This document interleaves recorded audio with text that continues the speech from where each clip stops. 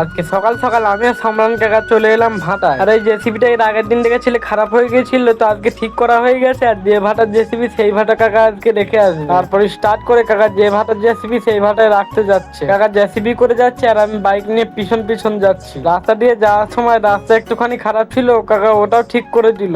রাস্তা ঠিক করে কাকার মন ভরলো না, রাস্তার ঝোরগুলো সাফ করে দিল। তো আমার কাকার মানবতার জন্য তোমরা একটা সবাই লাইক করো। তারপর যে ভাটার জেসিবি সেই ভাটায় রেখে আমি আর সামরান কাকা চলে এলাম বাড়িতে। বাড়ি থেকে আমি সহেলা তুহিন মিলে যাচ্ছিলাম যেখানে আড্ডা মারি। এখানে কিছুক্ষণ আড্ডা দিয়ে চলে এলাম সৌরভের দোকানে। সৌরভকে বললাম সুন্দর করে একটা আমড়া মাখিয়ে দিতে, তাই সৌরভ সুন্দর করে একটা আমড়া মাখিয়ে দিল। আর ওদের দোকানে বসে বসে খাচ্ছিলাম। আমড়াটা খেতে খুব সুন্দর লাগলো। তারপর বিকেল হতে না হতে এই রোদের মধ্যে আমার বাইকটা নিয়ে আমি আর রোজদার ঘোরার উদ্দেশ্যে রওনা দিলাম। যাওয়ার সময় দেখলাম রাস্তার ধারে একটা কাকা দেশি কর্নেটো বিক্রি করছে, তাই আমি আর রোজদার কর্নেটো খেলাম। কর্নেটো খাওয়া কমপ্লিট করে আবারও ঘুরতে শুরু করে দিলাম। ঘুরতে ঘুরতে সন্ধ্যা হয়ে গেল, তাই চলে এলাম মাধবপুরে। আর মাধবপুরে এই কাকার কাছ থেকে ফুচকা খেয়ে এখন আমরা বাড়ি যাচ্ছি। তো বন্ধুরা, দেখা হচ্ছে পরের ভিডিওতে।